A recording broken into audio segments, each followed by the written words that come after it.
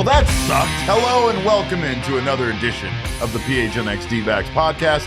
My name is Derek Montilla, occasionally known as a person that does not want to be associated with this baseball team on certain nights ever. But this guy, he sticks with them a little bit more. He is the Thunderstick, occasionally known as Jesse Friedman. What baseball team do we cover again? We cover Major League Baseball, and I think that qualifies us to talk about anything else other than this game, Jesse. That's what I would like to do, is talk about anything else other than this game. But unfortunately, we can't do that. We do have to dive into the Arizona Diamondbacks 13-3 loss to the Pittsburgh Pirates. And Zac Gallen has probably never looked worse. To say he didn't have his best stuff tonight would be quite the understatement. Yeah, that would be a very big understatement. Yeah, we talked about it during our watch along in those first few innings. Zac Gallen got through the first 3 innings of this game and only allowed 1 run. It was a 1-1 game at that point. Things were moseying along. You know, you felt like with your ace on the mound, you had a good chance to win this game going into the 4th inning. And then I believe with what you were talking about during the watch along, I don't think Zac Gallen has ever given up more than 7 earned runs in a game. Correct. He did not technically. Yeah, they were not earned, but he did give up 7 runs in an inning in this start today. The D-backs had to get him out of the game in the 4th, and we talked about it in those first 3 innings. Zac Gallen did not have his best stuff from the get-go tonight, and it sort of felt like it was only a matter of time before that caught up to him. And it's also been a trend in his last couple of starts. We've talked a lot about how Zac Gallen, start after start, keeps saying, you know, he didn't feel like he had his best stuff. And tonight you're like, oh yeah, he really didn't have his best stuff. And I think it's sort of finally catching up to him now. 3 2/3 innings pitched, 8 hits, 8 runs, 5 earned, because Josh Rojas got charged with an error that took some of those earned runs off of his Not an easy line. play. Yeah. 4 walks, 2 strikeouts. By far, you would probably look back at his career and say this is his worst start. There's been a couple of starts where he's given up 7 earned runs, but those were longer outings. Those were different games. This one, it felt like even in the first 3 innings that he pitched, Zac Gallen just kind of got out of those situations. Like, he had some good defense behind him. He was able to get some guys to pop Geraldo up. Perdomo made a great play in the 3rd inning to get him out of that mess. First inning, it was a 5-pitch first inning, so things seemed like they were really rolling, despite giving up a leadoff single to the ageless Andrew McCutchen. But entering into this game, in his last 7 starts, Gallen is 6-0 with a 1.16 ERA, a 172 opponent batting average, a .86 whip, 4 walks, and 60 strikeouts. That was entering this game in his last 7 starts. He gives up 4 walks just in tonight's game alone. And oddly enough, Zac Gallen was rolling along where we weren't just really joking about him being a Cy Young candidate, but he led Major League Baseball in whip. He had something going. He was the odds-on favorite to win the Cy Young Award entering this game. And this one game may have been enough to completely throw him off track. What Jesse said, though, I think holds a lot of weight. And coming into this game, Zac Gallen, even though he did get wins, even though he was able to get through a couple of his last outings, he really hasn't had his best stuff in his last few outings. And that really ultimately culminated in tonight's outing, where you were bringing up his loss of RPMs on his fastball and other things. And none of his pitches seemed to be very effective tonight, and he didn't seem to have any control. You know how many runs Zac Gallen had given up in his last 7 starts coming into this one, Derek? I do not. 6. Zac Gallen had given up 6 runs in his last 7 starts combined. Of course, there was a 28 inning scoreless streak baked in there. But yeah, he gave up 8 runs in this game alone. And yeah, early in this one, the spin rate on a couple of his pitches was down pretty significantly. Over the course of the game, those numbers ticked back up a little bit towards looked a little bit more normal by the end of it. But you could tell he just did not have a feel for his curveball, for his changeup, which has been a trend of late. He's sort of been able to get outs without those 2 pitches, but that's not going to be sustainable. For as good as Zac Gallen's fastball can be and as good as his cutter can be at times, he just can't get by with only having 2 of his pitches working. And frankly, today, I don't think he even had 2 of his pitches working. It was just an all-out disaster. How do you continue to let some? I mean, I guess he's had the success, but like when you see someone go knuckle curve, knuckle curve, knuckle curve, knuckle curve, knuckle curve on their pitches to a batter, like you got to start questioning. What's the game plan here? Where's the variety? How are we mixing it up?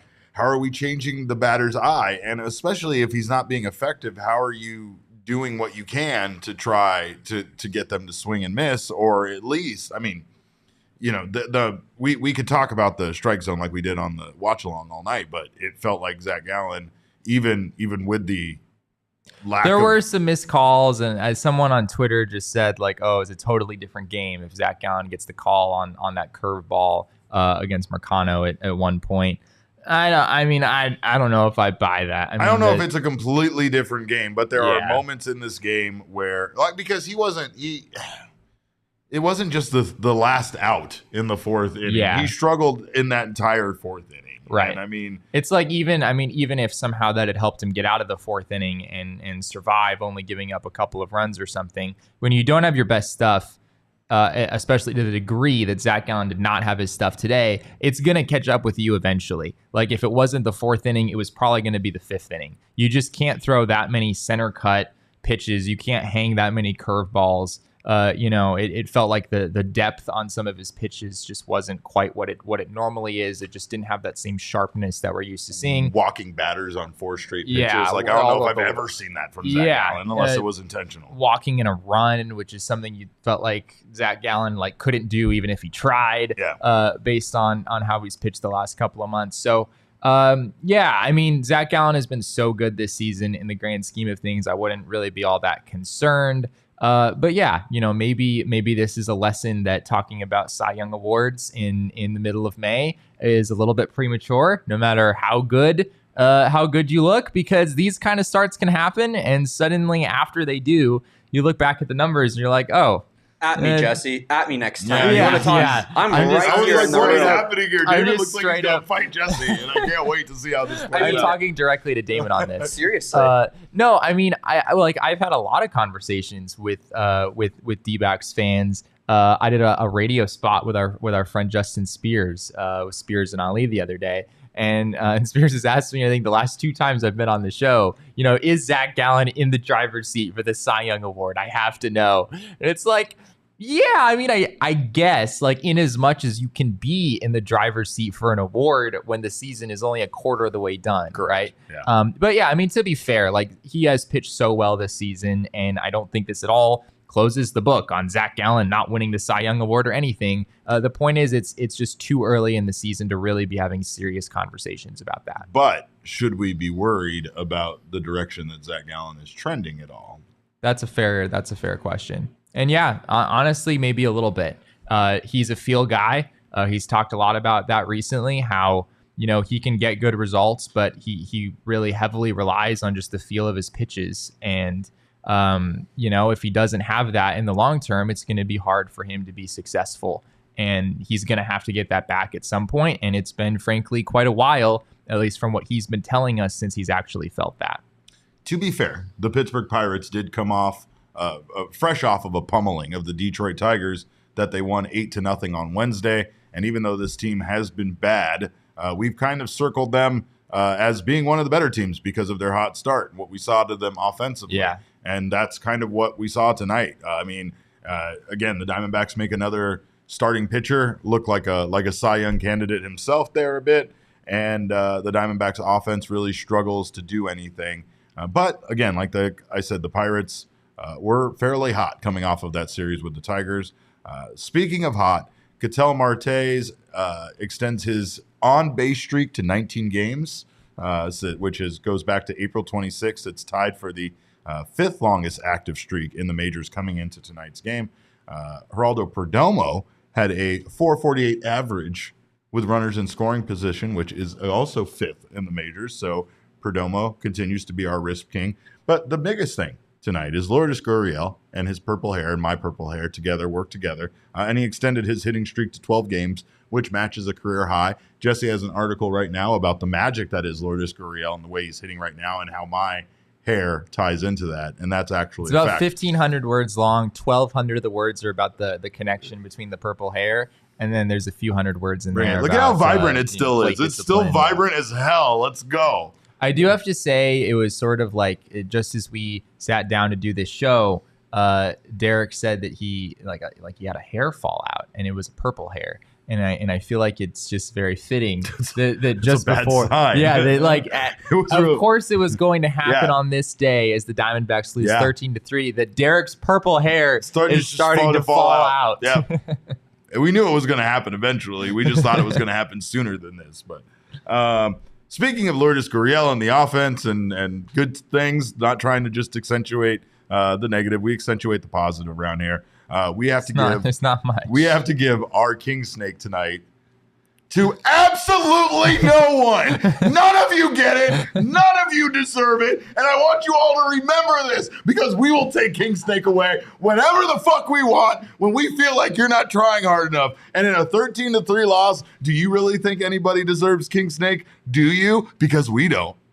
Jesse? Yeah, well, don't you think though? Like Jose Herrera coming out of the bullpen, man, look, that was a valiant performance. Mention, Jose Herrera's he needs inning. his flowers. Yes, Come on he gave now. up two. What did he give up? 2 earned runs, but still 2 earned runs, 4 hits, changing speed like a mug, coming from 56 miles an hour all the way up to 82. He was throwing some fastballs. Let's go, son. Jose Herrera does deserve his flowers tonight, but nobody else does. He does, because his ERA in this game was actually lower than Anthony Macevich's ERA in this game. Well, and so, was Anthony Macevich the only relief pitcher that they brought in? No. Anthony Macevich was not. Luis Frias also. Oh, yeah, that's right. Luis Frias, that's right. I know you tried to block most of this. There was a very forgettable portion of this game where I was on the phone with my wife and my insurance company dealing with the fact that my neighbor's air conditioning unit had a piece of it fly off and smash into my window that's very close to my TV, Jesse. I don't like how close it came to the TV, but all is right. That's a pretty incredible story. It's amazing, and it really happened. And I was really dealing with that in the middle of our watch-along. But we thank you guys for being here right now on the PHNX Sports YouTube channel. We thank you for joining us earlier on the watch-along. If you haven't subscribed already, I don't know what you're waiting for. This is obviously the night to do it after a game like this. Yeah. Make sure to subscribe, sign up for notifications. That way you don't miss any time we go live. We will revel in this misery together, we promise you. If you're listening right now on your favorite audio podcasting app, please subscribe to us there. Leave us a review. Most importantly, anybody that's here has to leave us a thumbs up. That's the way it works. I mean, I know that's probably going to generate some of you to just want to naturally give me a thumbs down. And I understand that thought process. That's very much my thought process as well. But we just want to know you guys are here on a Friday night. That was a tough loss. And if you are here watching this show, we truly, truly love you and appreciate you for your time, because I wouldn't be watching this show right now if I didn't have to work. But anyway, Derek's just saying you're crazy. I'm just saying you're absolutely crazy. Insane for being here, but we love you for it. You're crazy, and I love crazy like that. People in the comments, Derek, they do feel like it's a little bit harsh for us not to give the King Snake Award to them, right? Yeah. Wouldn't that be fitting? Yeah. The people who Elizabeth's sat through right. 3 hours of a watch-along of the worst it. game the Diamondbacks have played this season. The 11 people that stuck around until we ended the broadcast, you're the ones that are the true MVPs. You guys are the real MVPs. You're the real King Snakes of tonight. But one thing I can offer you up is to jump on the BetMGM app now if you haven't done so already, and you can use bonus code PHNX. There's a few different offers depending on where you live, but for our Arizona audience, you will get up to $100 in bonus bets on your first wager with BetMGM. Again, make sure you use bonus code PHNX. There are all sorts of wonderful options out there, including every Saturday and Wednesday on the BetMGM app. You can claim your bonus bet on the house. Fans will automatically receive a bonus bet upon logging into their account. Bets expire 72 hours after that, so don't wait. And bonus bets can only be used on any sport wagers. So make sure to check out the BetMGM app and also check out the Sportsbook at State Farm Stadium. You can join us out there on the first Friday of every month. We will have food and beverage specials, giveaways, BetMGM prizes. It's absolutely free. We will be doing our shows out there, so make sure to join us. Let's have a party. We know how it is during the summer. Not really many sports going on, so we will all get together, watch some baseball, play some cornhole, and have some fun. So make sure to join us for that. And now check out the show notes for full details and listen to our friend Shane talk about the disclaimer. Disclaimer, 21 plus to wager. Visit BetMGM.com for terms and conditions. U.S. promotional offers not available in Washington, D.C., Mississippi, Nevada, New York, and Ontario. Gambling problem? Call 1-800-GAMBLER. Colorado, D.C., Illinois, Indiana, Louisiana, Maryland, Mississippi, New Jersey, Ohio, Pennsylvania, Tennessee, Virginia, West Virginia, Wyoming. Call 877-8-HOPE-NY or text HOPE-NY 467-369, New York. Call 1-800-NEXT-STEP, Arizona. 1-800-522-4700, Kansas, Nevada. 1-800-327-5050, Massachusetts. 1-800-BETS-OFF, Iowa. 1-800-270-7117 for confidential help, Michigan. Well, we also want to thank our friends at Pins and Aces, who are the official golf apparel partner of PHNX and ALLCITY. We are going to be having a blast not only at our Knockout Nights Cornhole League, but also next Friday at Dobson Ranch on May 26th. You can check out the Keeping It 100 golf tournament. Join us. Pins and Aces will be there with prizes and all sorts of goodies. You also get a free Phoenix shirt for signing up and being part of this Keeping It 100 golf tournament. There are singles and foursomes still available, so make sure to check that out. And check out Pins and Aces as well. They're a family-owned golf and apparel business. They make amazing polos, hats, golf bags, and even beer sleeves. They have incredible stuff. I have one of my favorite things is my ball marker that I got from them. It's a little Happy Gilmore hockey jersey, and I love it so much. So they have all sorts of great pop culture stuff. Check them out. I also bought my club covers from them. So very whimsical. Very delightful. Check out pinsandaces.com and use code PHNX to receive 15% off your first order and get free shipping. That's pinsandaces.com. Let's take a look, as much as we might not want to, at the probables for the rest of the series, because after we saw what we saw today, I don't know how to judge anything anymore. But I do want to say, with Brandon Pfaadt on the mound tomorrow against Keller, should we be concerned about Brandon Pfaadt going up against this very same Pittsburgh Pirates team we saw absolutely shellac our Zac Gallen, buddy? Yeah, I mean, in my mind, Derek, it sort of feels like, if one team gets the other team's ace one day, then that means that the script is going to flip a little bit the next day, right? Yeah, okay, I like that. Now Mitch Keller is destined to get bounced in the third inning or something tomorrow. It just feels after like giving up 12 runs. Yeah. I don't know. It'll be interesting to see. Brandon Pfaadt, a big start for him. Very, very big start for him, honestly. Just because Zach Davies should be back in relatively short order at this point. Wouldn't be surprised if he was back within a week or so. So at this point, the D-backs are getting close to decision time where they're going to have to decide, which spot does Zach Davies take. I would be pretty surprised if the D-backs went to a 6-man rotation or anything weird like that. So you're probably looking at Tommy Henry, Brandon Pfaadt, or Ryan Nelson, one of those three guys not being in this starting rotation, in the relatively near future. And, even though Brandon Pfaadt bounced back in his last start and was good against the Giants, I don't think he's out of that conversation yet. The first two were really rough. And, if he has a rough one tomorrow in Pittsburgh, he really might be that guy. So big game, for the D-backs in general, trying to bounce back, and in particular for Brandon Pfaadt, trying to make sure he's not the one who departs this rotation here in the next few days. Yeah. Because we've seen the Diamondbacks haven't really held back from making these decisions, and they really are trying to stay competitive. They have a good record still. They're this isn't aggregate scoring, so it doesn't carry over to the rest of the games of the series, luckily. But it's still quite the blow, right? And it's still hard to bounce back sometimes when you get beat this bad. Hopefully the Diamondbacks have that in them. They have been the answer backs all year. And like I said earlier, we talked about the Pirates being on their schedule at the time when we kind of looked forward at May, when we were back in April and wondering if they could get out of April with a winning record. We thought May was going to be much easier. The Pirates were one of the teams that we kind of circled as perhaps being a bit tougher of an opponent. They still have, after this series, the Phillies, who right now aren't great. They're 20-24. They have the Red Sox, who are flipped on that. They're 24-20.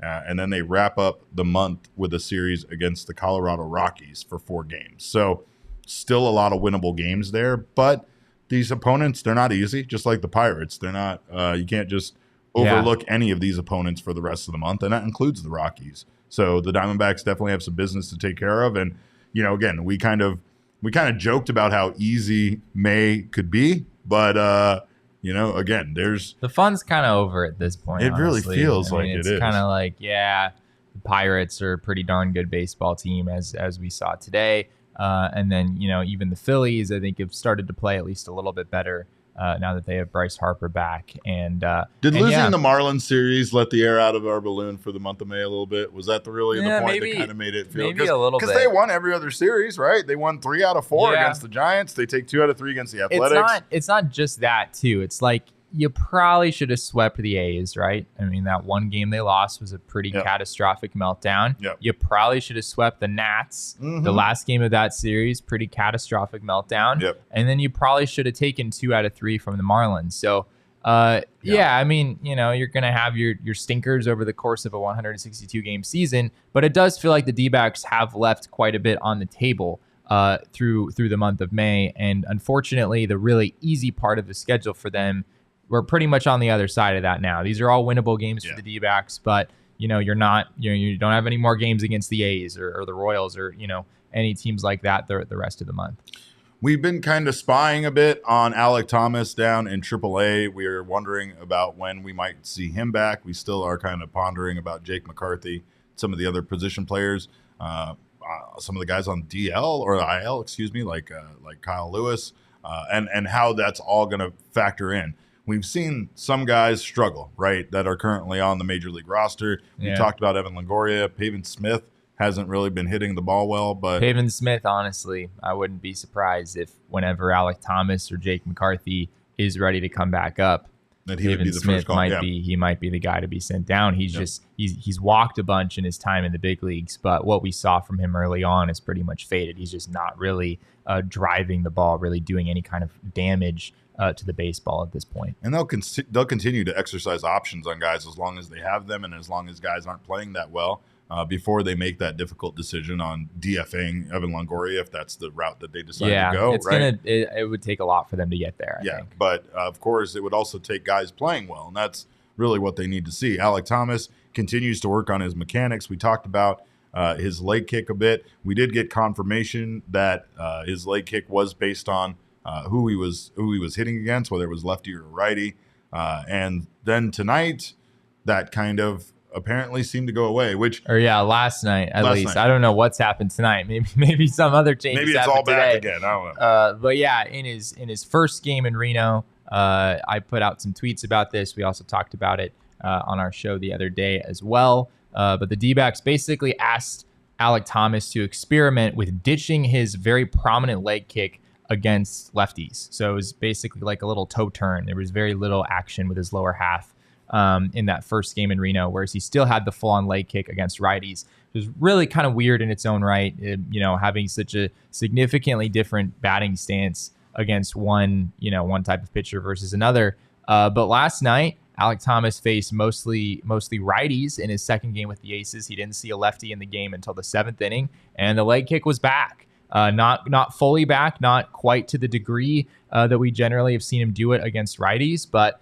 it looked very much like the Alek Thomas swing that we're used to seeing. So we'll have to continue to monitor this. It sounds like it's all kind of experimental right now, just getting him to try different things and see what works. I did think it was funny, though, in the game yesterday, he went 4 for 5, Derek, and he went 4 for 4 against righties, and he went 0 for 1 against the one lefty that he faced. Although it was a fly ball that he hit fairly well. So, we'll have to continue to see what he does in the minors. And of course, all eyes are going to be specifically on how he faces or how he does against lefties in particular. Mustachio Mike asked, since Gallen got knocked around today, that should mean Pfaadt will dominate tomorrow, right? And yes, we've covered that. Yeah, yes, he covered that theory for sure. And right Mitch Keller is just going to be awful. Yeah, like Mitch Keller, 12 runs. He might not throw a strike the whole game. Yeah, you go on the BetMGM app, take the over on runs allowed by Mitch Keller. That's what I would do. But Brian Campbell also asked a good question. He says, "Do we think Nelson is going to be a solid third option? And if so, how are we looking at the rest of the rotation going forward?"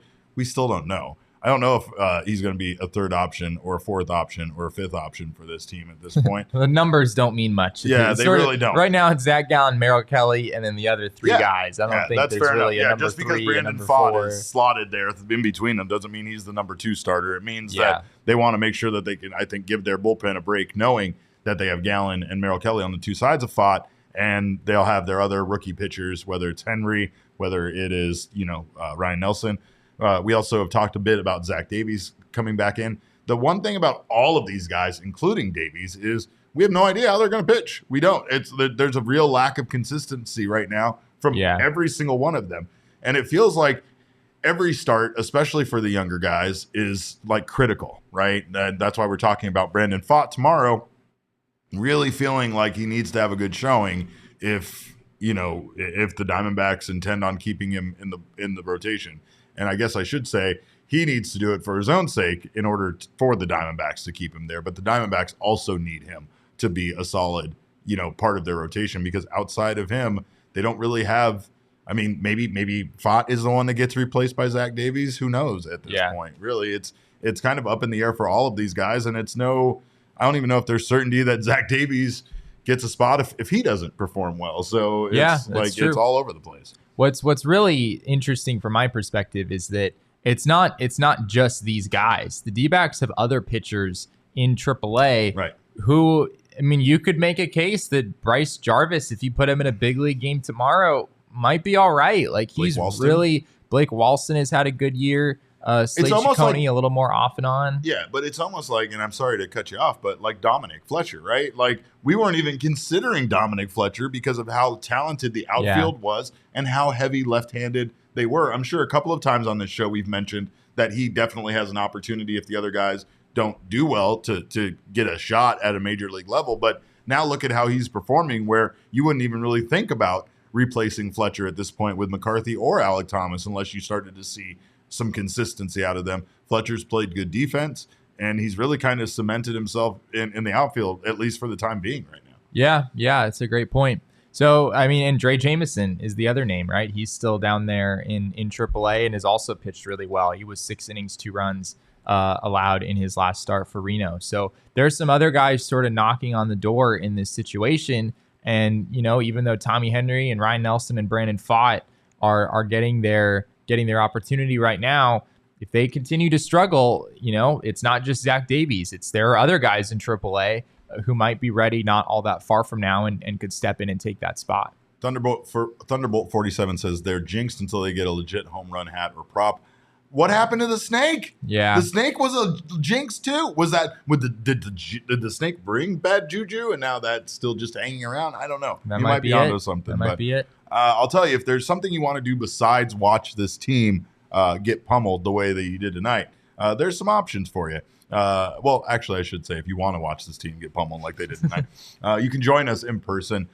We'll not only be having our takeovers this season, but of course, you can also grab some tickets from Game Time for any game. Game Time is the place for last-minute ticket deals. Don't miss out, because obviously we know that Game Time is the place for procrastinators, and the longer you wait, the lower you can get for a ticket price. You can snag the tickets without the stress with Game Time, especially if you forgot about an event coming up and you just remembered and you don't want to miss out. Download the Game Time app, create an account, and use code PHNX for $20 off your first purchase. Terms apply. Again, create an account and redeem code PHNX for $20 off. Download Game Time today. Last-minute tickets, lowest price, guaranteed. See you guys out at Chase Field with those tickets. And if you can't make it out, make sure to grab Fubo TV, which will allow you to watch your Arizona Diamondbacks wherever you're at. You can stream live TV from any device, and you can watch the most Arizona sports for the lowest price. Start watching immediately with a 7-day free trial that requires no cables, no installation, and no hassle at all. You just sign up and start watching with 1,000 hours of cloud DVR included at no extra charge. Watch your local teams while traveling. You can watch the NHL Draft on ESPN, PGA Championship, French Open, and so much more. You can watch your Arizona Diamondbacks, most importantly, with Fubo TV. Use the link in the description to sign up for 15% off your first month of Fubo Pro. Before we get out of here, Jesse, we know we've had our fair share of run-ins with umpires when it comes to doing hand checks. But tonight, there's a kind of a suspicious one in the first inning today, right? With Zac Gallen? Yeah, right. A little unclear what was going on there. I did not like it. Like Zac Gallen didn't seem like too perturbed about it, but it seemed like an excessive hand checking going on. But when you talk about this, you have to talk about what happened tonight in the New York Yankees Cincinnati Reds game. Reds manager David Bell was ejected from the game because he argued with umpires after the umpires checked New York Yankees pitcher Clark Schmidt's hand. Apparently, it was inspected by the umpires. Schmidt was then sent into the dugout to presumably wash off his hands, and then he was allowed to stay in the game. At which point, Reds manager David Bell had seen enough. And he was going to make sure that his point was well known, that this was absolute horseshit. And he did. And he was right, because it is horseshit. What are we even doing here? If players are going to be found with a foreign substance on their hand, we need to figure this shit out, okay? Because so far what we've seen, especially out of Max Scherzer, was him trying to explain how rosin, sweat, and dirt can make for this mystery kind of substance that's on your hand, that's exactly what it is. However, I don't know. I'm not a pitcher. I don't know if he's lying or not. It's the exact kind of thing I'd fucking say if I was lying and using sticky substance on my hand. But the point being here is that how are we handing out 10-game suspensions to a guy on the exact same team just, a day earlier or a few days earlier, and now we're allowing a pitcher to go wash off his hands? What are we even doing here? Well, what's really interesting, the pitcher you're talking about being suspended is Domingo Germán, right? Another pitcher on the Yankees who was suspended. Similar situation, except the umpires determined that it wasn't rosin somehow and decided it was a foreign substance, and that's why he got ejected. But I believe it was just the start before that, or at least not long before that, for Domingo Germán, where almost the exact same thing happened as what happened today with Clark Schmidt. Domingo Germán was asked to go into the dugout and wash his hands, and he came back out, and he was allowed to keep pitching in that game. That was against the Twins, and Twins manager Rocco Baldelli was also ejected out of that game. The problem is that this is an incredibly subjective process, right? How on earth are you supposed to feel another person's hands, which is weird in and of itself, and decide objectively whether I'm not doing this with you right now, Derek. I want to check your hand. I want to Dan Bellino you right now. I want to look into your eyes while you're talking and check your hand. There's no way for an umpire to objectively determine how sticky is too sticky, right? Some pitchers have talked about, like you said, that rosin can kind of mix with other substances. There have been talks about certain types of hand sanitizers. They do it on purpose. It's not a mistake. Can be sticky. It's not a fucking mistake. It's that, again, baseball players, baseball teams, baseball managers, they find out what the rules are and they walk just on that edge of the right side of the rule, right? And like we talked about when they were openly asking them about banning the shift early on before the season started, and they wanted to know, hey, can we do this? Can we send a man in motion? Can we because they want to figure out where is the line and how close can I tiptoe up to it without crossing it and getting an actual violation or doing something that's going to cause me to get a 10-game suspension, right? So it's known that they're trying to mix rosin and sweat and a little bit of dirt off the ground, whatever else they can fucking find, and make it into some sort of stickiness. Stickiness helps them throw their pitches better. It increases the RPMs on their rotation and all sorts of other shit, right? Movement. There's all sorts of fucking stuff that having stickiness on your hand is going to help you with as a pitcher, right? But the point is it needs to be cut and dry. It needs to be clear, right? If you have something on your hand and it's deemed to be sticky, are we giving out warnings? Because we haven't heard about that. We haven't seen guys get warning. We know that when Caleb Smith almost murdered an umpire, he didn't get any kind of warning. It was the first time he'd ever been addressed, and he got thrown out of a game for sticky substances. The Diamondbacks haven't had to deal with this much, but don't make me go on the whole thing about Mad Bum and Dan Bellino and the whole weird hand-holding thing and the several weird altercations that Mad Bum ended up having with umpires over the hand checks and how those just became completely intrusive. But this doesn't seem like that. Those hand checks, those were crazy. They actively tried to instigate a pitcher into saying something that then they could throw him out of the game for. That's how you could perceive those situations going. This, how is this subjective when you're telling him to go wash it off? Washing it off should not seem an option. You either have something sticky on there and you can't stay in the game, or you fucking don't and you're allowed to stay in the game, right? That's it. That's the only two options. There's not a third option. Why would you, if it was legal, why would you make him go wash his hands, right? Right. That's my point I'm trying to make, right? And if you are doing that and he's going to wash his hands, he comes back and all of a sudden everything's hunky-dory, right? Yeah. And you're just allowing him to continue to pitch at the game, which you can understand the opposing manager being not so happy with that. You found something on this man's hands that you deemed to be not okay for him to continue pitching in this game. So something wasn't right. and you're just allowing him to go and fix it, right? And it's like, it's sort of like you caught the man cheating, and you're just allowing him to sort of backtrack and fix the problem and just continue pitching. Jesse, it's not a good look for Major League Baseball at all. When I was 13, there was this rampant problem in Major League Baseball, and that was corked bats. Albert Bell had a corked bat. There were players with corked bats. That was kind of like, in a way, that was the cheating scandal of the day back in the early 90s. There's always cheating something, right? Every baseball generation has its great cheating scandal. And of course, when it happened, a lot of times the reason why they would find it is because they'd hit the ball and the fucking bat would explode, and they would see that the barrel of the bat had been fucking, That's my question. If you cork a bat, you have to know eventually that you're gonna get caught after because your eventually bat gets it's going to explode by a 100 mile per hour time. fastball on your hands. Right. So, like, in a way, this would be like, hey, we found you with a corked bat. Go put that bat down and get a different bat. Like, that's kind of what this would be like, right? Like, it's crazy.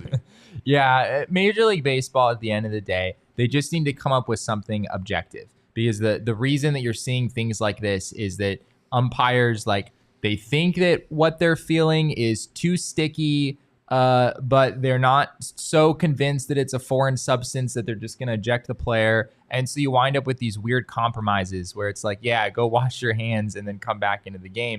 What they need is an objective system that the pitcher either passes and is allowed to continue in the game and does not have to go wash their hands, or the pitcher fails and they are suspended accordingly and ejected from that game, right? There has to be, I'm no scientist, but there has to be somebody in the world who can come up with a test that determines how sticky your hand is, right? And I'm sure they'd have to work with Major League Baseball in order to develop that, but it seems like whatever it is, it has to be more objective than umpires just feeling people's hands and deciding for themselves whether it's too sticky or not, and whether it's rosin, which is totally legal as long as it's the rosin that is on the mound, or whether it's something else. It's a mess. It is a mess. It is a mess. Baseball always finds a way to make a mess of stuff. But I will tell you that you don't have to live in a world where you are unsure about anything when it comes. Wow. I want to be part of that world. I didn't say unsure about anything, but you don't have to worry about having sticky stuff on your car, on yourself, anything. Stop by Circle K, clean yourself up, grab a Polar Pop while you're there. Don't forget what little Derek in the screen says. He says, enjoy it. And Polar Pop, or Circle K, of course, is the best place for you to check out the best beer, best snack selection. Don't sleep on the Circle K branded snacks because they're absolutely delicious. And of course, premium gas. Gas is expensive around town. Make sure to check out Circle K. It's one of the cheapest places you can fill up at. Stock up at Circle K, America's thirst stop. And of course, don't forget those iced coffees for just $1.89. Stop spending $5 on your coffee. Go get it for $1.89 at Circle K. And also, Red Bulls and Monsters. They got them on sale there. So don't miss out on all of this great stuff. Right now, you can text PHNX to 31310 to join their SMS subscriber club, and you will get a buy one, get one free offer on 32-ounce Polar Pops. So there you go. Head to circlek.com/door-locator to find Circle K's near you. And of course, as you know, they are all over the valley, so you can't miss them. And also, grab some Four Peaks while you're there. Shout out to our friends at Four Peaks. I really like this Impale Ale. I haven't had it very much, but I'm trying to do my best to drink all the beers in the office before they go bad, because apparently I'm like one of the only people that drinks these beers around here. But they have to work, whatever. I'm just hosting the show. But grab yourself some Four Peaks wherever you get Four Peaks. Make sure you find one you like. Also, grab yourself some tickets for an Arizona Diamondbacks game through our friends at Four Peaks. Four Peaks 4 Seats promotion was going to give one lucky winner 4 seats to an upcoming Diamondbacks game. Tickets come with D-Bucks, so you can get food, some beer, and enjoy yourself. Enter by going to Four Peaks Brew on Instagram. The link for the giveaway is in their bio. And of course, check out at Four Peaks Brew or at Four Peaks Pub to keep up with the latest at Arizona's hometown brewery. Must be 21 or older to drink Four Peaks, and please drink responsibly. Well, we hope you guys have a wonderful Friday. I know that this isn't the best way to kick it off, but remember, the Arizona Diamondbacks haven't lost a lot of series, and hopefully they can bounce back in Game 2 with the baby boy Brandon Pfaadt on the mound, who, once again, looks like it's his first day at school picture. But we thank you guys, of course, for stopping by and joining us. You can follow me on Twitter at cap_caveman with a K. Jesse is at Jesse N. Friedman. Damon Dog, as Elizabeth will tell you, it's correctly spelled Damon D-A-W-G, and then you got to give a little woof woof waff at the end. I don't know why. Nice. Woof woof waff.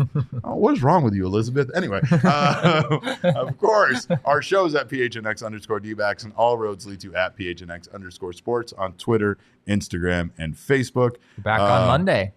We will be back on Monday. We don't do the Sunday thing anymore. We'll be back on Monday. Send us your Mailbag Monday questions. We're going to go over this series on Monday. We're going to have so much stuff to talk about then. But in the meantime, you guys take care of yourselves. We appreciate you stopping by on behalf of all these guys. We thank you for your time.